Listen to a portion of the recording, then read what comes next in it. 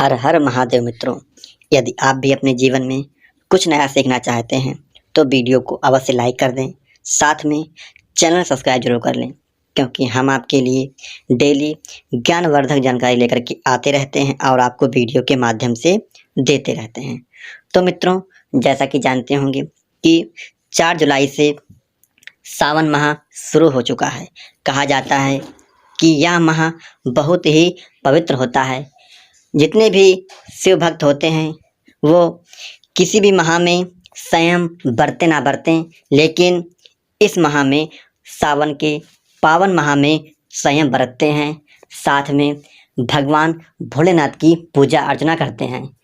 जानते हैं भक्त कि भगवान भोलेनाथ सावन माह में प्रसन्न मुद्रा में होते हैं और उनकी भक्ति मात्र करने से ही उनका जीवन सफल हो जाता है और उनकी मन चाहे मुराद पूरी हो जाती है।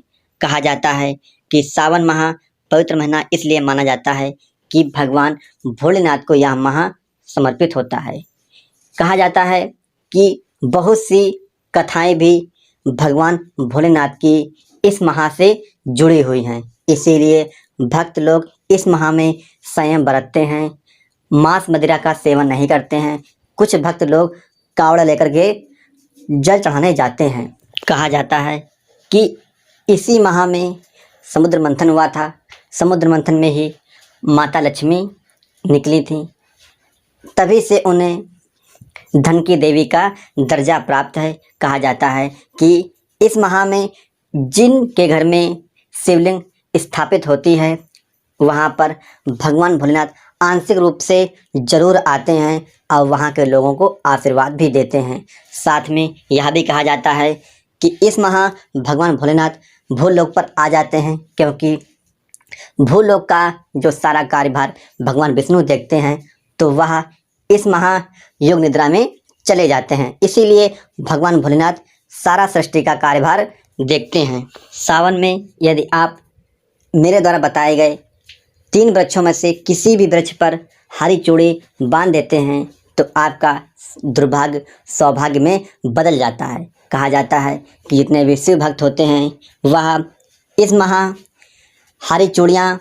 महिलाएं पहनती हैं और साथ में हरे वस्त्र धारण करती हैं। कहा जाता है कि भगवान भोलेनाथ को अत्यंत प्रिय है, इसीलिए भक्त लोग भगवान भोलेनाथ के ऊपर बेलपत्र और धतूरा इत्यादि चढ़ाते हैं। तो हम आपको बताएंगे वो 3 वृक्ष, जिन वृक्षों पर आप यदि चूड़ी, हरे रंग की चूड़ी बांध देती हैं तो आपका दुर्भाग्य सौभाग्य में बदल जाएगा। तो पहला वृक्ष है शमी का वृक्ष।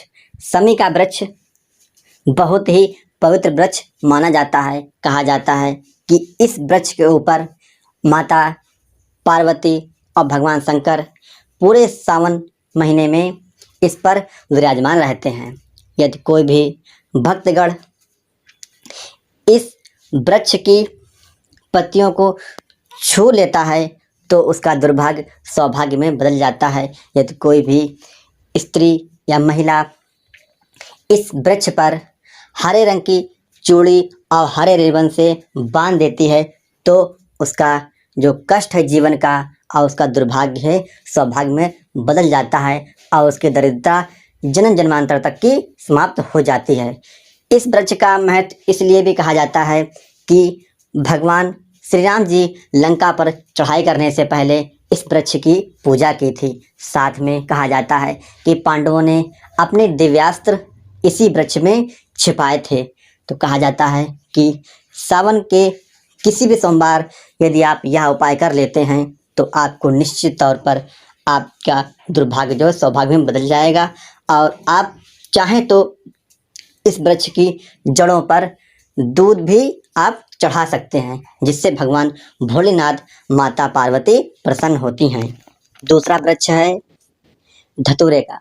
आपने देखा होगा कि जितने भी शिव भक्त होते हैं वह पूजा में धतूरा जरूर चढ़ाते हैं, क्योंकि धतूरा जो होता है वह दुर्भाग्य को नाश करने वाला होता है, नकारात्मक ऊर्जाओं को नाश करने वाला माना जाता है। यदि आप इस माह किसी भी सोमवार को काल भैरव का नाम लेते हुए यदि आप एक दर्जन या 6 चूड़ियाँ यदि आप इस वृक्ष में हरे फीते के साथ में बांध देते हैं तो कहीं ना कहीं आपका सौभाग्य आपका साथ देगा और आपका दुर्भाग्य आपसे दूर चला जाएगा, क्योंकि यह जितनी भी बाधाएं होती हैं उसको नष्ट कर देता है और आपका जीवन बहुत ही खुशहाल हो जाता है। तीसरा वृक्ष है बेल का वृक्ष।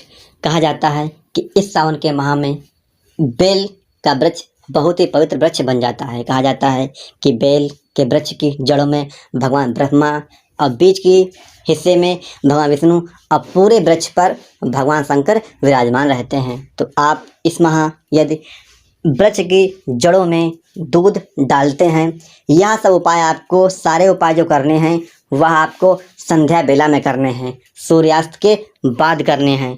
तो आप डालते हैं, दूध डालते हैं या आप घी का दीपक जलाते हैं तो आपका दुर्भाग्य सौभाग्य में बदल जाएगा और आप जो हैं जो वर चाहेंगे आपको वह वर प्राप्त हो जाएगा, क्योंकि बिना बेल के पूजा भगवान शंकर की अधूरी मानी जाती है। तो आज का वीडियो अच्छा लगा हो तो लाइक करें। धन्यवाद।